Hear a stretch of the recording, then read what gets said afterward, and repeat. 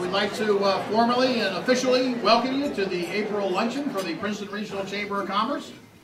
We have a wonderful program on today, but as is customary, we'd like to start the event off, convene the meeting with the Pledge of Allegiance. So if you please stand.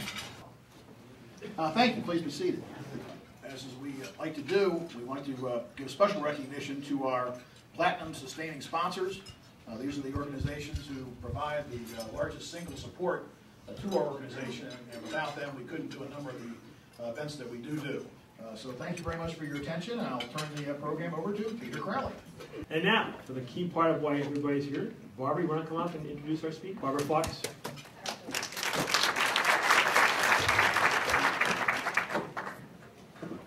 Here in Princeton, we are halfway between Philadelphia and New York, and that's great if you are looking for a job. If you're trying to position yourself in the media market or listen to the radio, maybe not so much. Whatever you think about what Governor Christie, how he X'd out NJN, it's done. And our speaker today has the will and the power to help us out. So let's welcome Bill Mazzaro, CEO of WHYY. Thank you ever so much for that introduction. I want to take a couple of seconds, burn a few moments, certainly to thank Peter, you and the Chamber for the very gracious way that you have supported my colleagues and myself.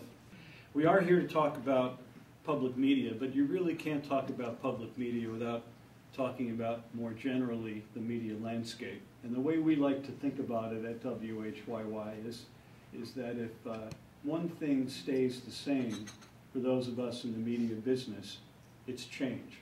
170 million of them, about half of us, use public media on a regular basis as sources of information, access to cultural and creative expression, and a way in which their children can learn in a safe environment. So Governor Christie is not the first, and he isn't going to be the last elected official, certainly not at the state level, who has elected to get his good government out of the public media business. Some people who might characterize themselves as fiscal conservatives feel that the nation's tax dollars should not be used for anything other than essential services for our nation. So you may agree, you may disagree with Governor Christie's initiative. What we're left with as people who appreciate public media is that it's critically important, perhaps more so than ever before, for every citizen of this nation to have access to a source of information that can be trusted, that can inform, and can help them become more productive and engaged citizens of our great nation, of our great state, and of our great community. It's an easy way for people to learn arts and culture in their communities and in our nation. Most of those users of public media appreciate the art form known as discovery, right? Learn something that they hadn't learned or knew about before, particularly as it relates to American history. Anybody here ever watch Ken Burns' Civil War series? It's a great expression. He said to me recently, Bill, I just don't get it. We're living in a 900-channel TV world, and there's absolutely nothing to watch but public television. He's a great businessman, isn't he? So the state still technically owns all of the television assets, but did, under the authority of the legislation passed by your Congress in Trenton, the governor got permission to outsource the day-to-day management of NJN TV to a new media company, which was formed as a subsidiary of WNET out of New York City, now being branded as NJTV. WHYY sought and won the bid for owning 5 of the radio stations through South Jersey. For us, strategically speaking, including 3 up and down the barrier islands of New Jersey that gave us, for the first time, broadcast reach with 91 FM from Cape May Point all the way up through North of Manahawkin. Several of you have asked me already today, what did we pay for those assets? Let me give you the thumbnail sketch of it. All up, those 5 stations cost us $1.5 million. And we will continue to morph and change along with technology. But those fundamental principles of what public media represents relative to commercial media, I can commit to you, will not change at all. It's content that's exceedingly well balanced, and that offers not just our children or our grandchildren, but any person of any age, a safe haven in which they can learn it. You as a community have responded quite wonderfully to this strategy. Let me first tell you that the Princeton zip codes that we follow represent the single biggest base of support for WHYY. So I thank you and I commend you and I congratulate you for making such a great philanthropic choice. When you elect to use WHYY, when you elect in particular to support WHYY, whether it be in the form of a contribution or in the form of a sponsorship, our membership rolls are growing not only positively year over year, but we're outperforming all of the big market players in our industry, whether you look at WGBH, WNET, KCET in Los Angeles. We're about 12 to 1,500 basis points better than our peer group in terms of growth of membership. That may sound like a simple thing, but go back to that Ken Burns observation.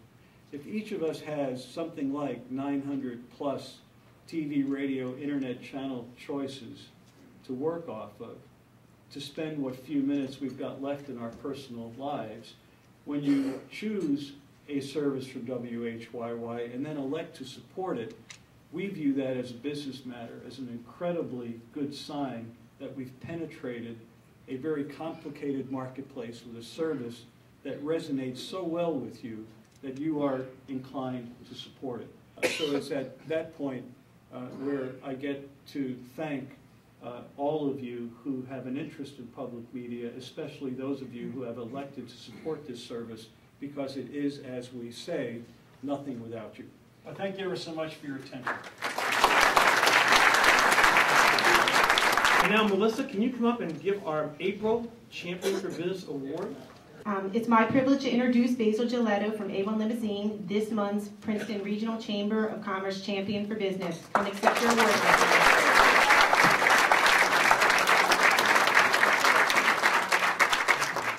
Thank you. Tonight, Trenton Thunder is opening night. We got tickets direct from Patience Purdy over to Trenton Thunder. We really appreciate that. We have 2 sets of, 2 sets of 4. 2 sets of 4 tonight. Get lots of friends. So someone's going to be bringing, who's going to be bringing? J. Robin Hillier is going to bring 3 friends to the Trenton Thunder game tonight. And Madeline, thank you, who just won the gift, has 2 tickets to the Junior League of Greater Princeton, the Show House Tour. Okay, on April 22nd, going to that will be from WHYY Bill.